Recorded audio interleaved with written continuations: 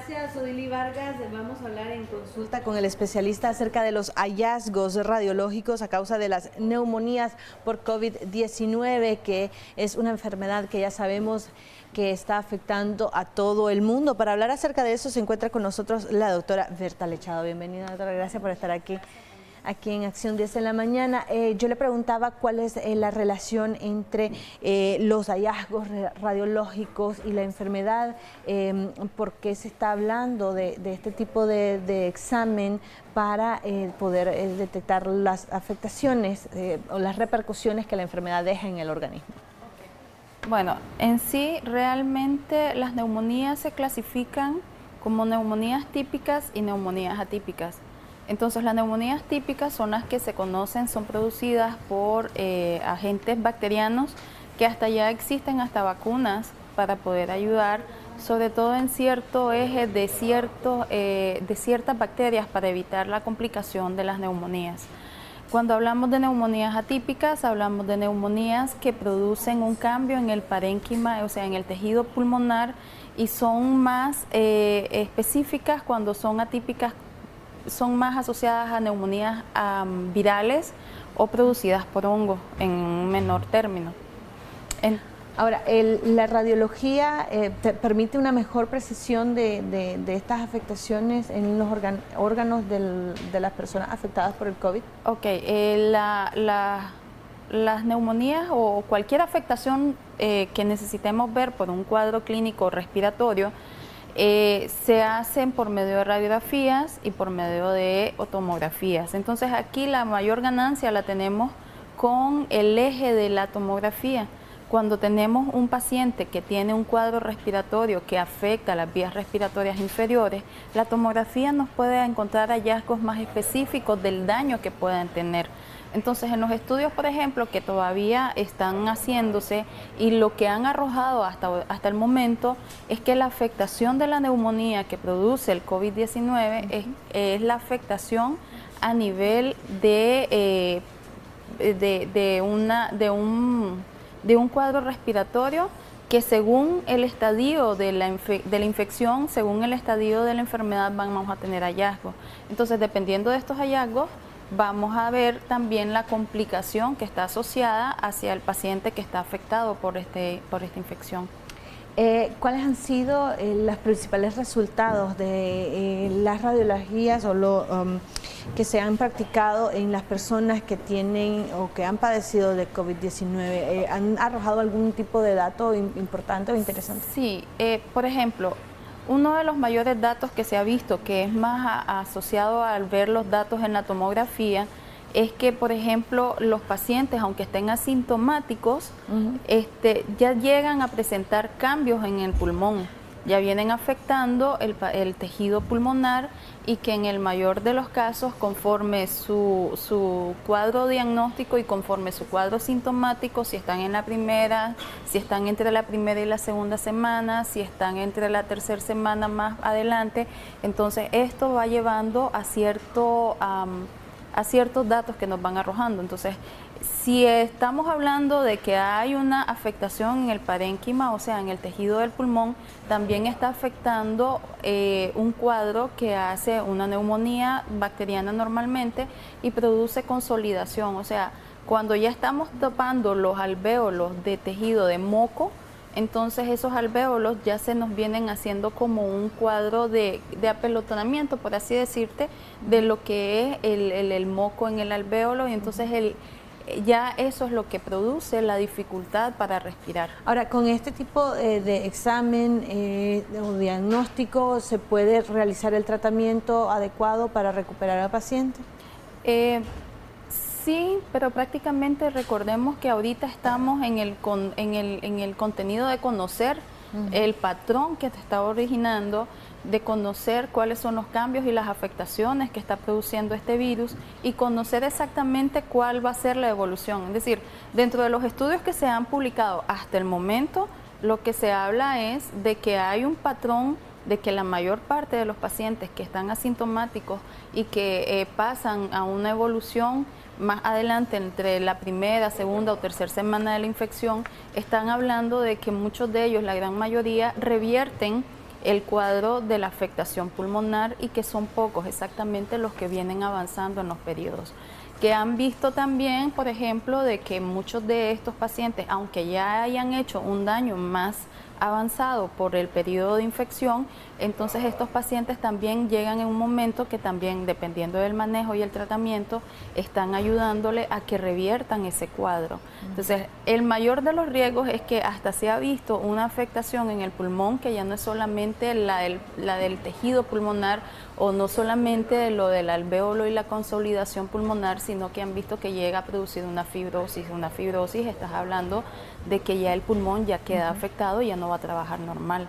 Ahora, ¿es recomendable que durante se encuentre una persona atravesando la enfermedad se haga constantemente este tipo de estudios radiológicos? Me responde por favor a esa pregunta luego de responder a la siguiente llamada telefónica de un amigo televidente. Usted que nos está viendo, por favor recuerde escucharnos a través de su teléfono y bajarle el volumen a su televisor para poder tener una comunicación mucho más fluida. Muy buenos días, ¿cuál es su consulta? Sí, lo que pasa es de que yo estuve internada y me dijeron que era una neumonía adquirida en la comunidad. Estuve con oxígeno y todo, y me hicieron una radiografía y salí que no tengo nada. ¿Qué puede ser? Okay, muchísimas gracias. ¿Las neumonías dejan algún tipo de secuela?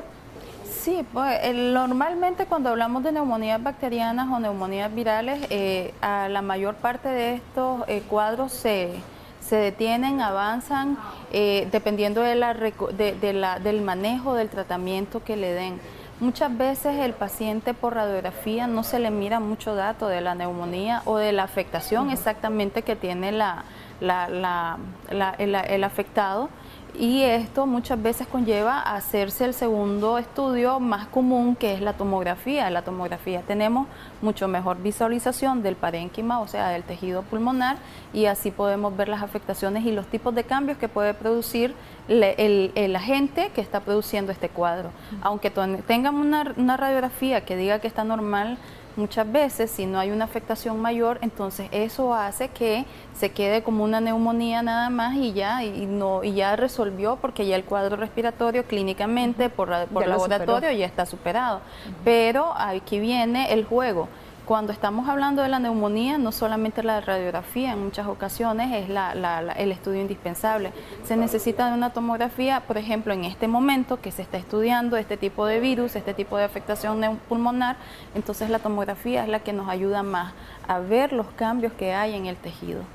La pregunta que le hacía antes de la llamada telefónica, ¿estos tipos de estudios se deben de realizar periódicamente durante el momento en que estás atravesando En muchos países donde está la afectación mayor tienen tomógrafo disponible. Realmente se está utilizando y se está haciendo en la valoración, digamos, la primera semana antes de presentar síntomas a los pacientes asintomáticos para reportar si hay o no hay cambios en el pulmón. Entonces se hace luego el estudio entre la primera y segunda semana, la segunda y la tercera semana y después de la tercera semana. A determinar qué medicamentos se pueden utilizar para paliar un poco la enfermedad. Realmente sí, porque esto también le ayuda al esquema. Es decir, en todos los estudios, cuando hablamos de cambios en cualquier tipo de enfermedad y que se ocupe en estudio radiológico, cualquiera de ellos nos va a ayudar a soportar el cambio, la mejoría o la disfunción o el empeoramiento del cuadro clínico del paciente afectado cuando estamos utilizando un X, un Y manejo. Entonces, si ya sabemos que el tal estudio me demostró de que el medicamento X me ayudó en este cuadro, entonces ya podemos decir, entonces vamos a seguir ocupando este medicamento, porque tanto clínica como radiológicamente hay mejoría. Si miramos que este medicamento no me está ayudando, entonces ni clínica ni radiológicamente va a haber mejoría, entonces ya sabemos que esto no me va a ayudar. Doctora, tenemos otra llamada telefónica. Muy buenos días, ¿cuál es su consulta? Recuerde escucharnos a través de su teléfono. Buenos días. La consulta que yo le tengo a la doctora es que yo tengo una niña de 17 meses y ella, desde que ella cumplió un mes, ella me cayó en unidad de cuidados intensivos con neumonía.